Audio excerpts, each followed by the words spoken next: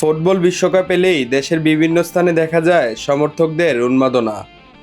তবে কুমিল্লার চৌদ্দগ্রাম উপজেলার করপাটি ও মরকটা গ্রামে এই উন্মাদনা রূপ নিয়েছে ভিন্ন মাত্রায়।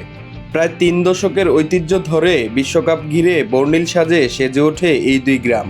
আমাদের করপাটি বাজারে এই ব্রাজিল আর্জেন্টিনা নিয়ে অনেক আমেজ। আমরা ছোট থেকে দেখছি, গেট হয়, ব্যানার হয়, আরো অনেক হয়।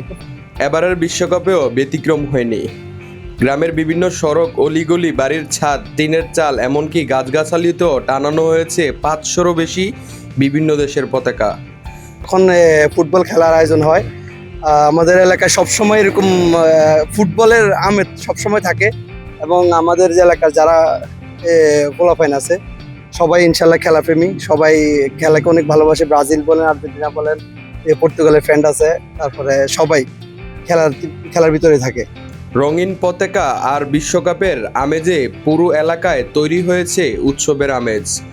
ছোট বড়, শিশু থেকে বৃদ্ধ সবাই মেতে উঠেছে ফুটবলের উৎসবে।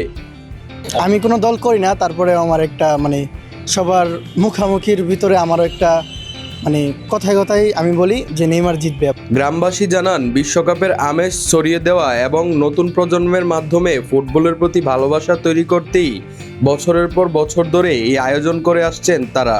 এই আয়োজন বাস্তবায়ন করতে দেশের বিভিন্ন অঞ্চলের প্রায় ১০০ ক্রীড়াপ্রেমী এবং এলাকার প্রবাসীরা আর্থিক সহযোগিতা করেছেন।